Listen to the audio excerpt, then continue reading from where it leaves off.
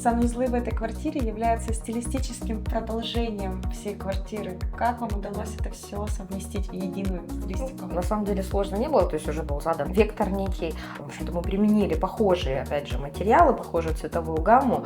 Для мест хранения, для шкафов, я применила тот же шпанированный материал, то есть те же шпанированные фасады. Они у нас закрывают зону встроенной техникой бытовой. И также у нас большой шкаф для хранения там, всевозможной бытовой химии и так далее. То есть это очень удобно всегда, потому что мы избавляемся таким образом от визуального шума. То есть у нас все хранится на своих местах, для всего достаточно места. Да, и тумбочка для раковины также у нас выполнена в этом же материале шпанированном. Мы сделали здесь ручку J, прокрасили ее в черный цвет. За счет этого удобное открывание, нет никаких накладных ручек и выглядит это все очень стильно.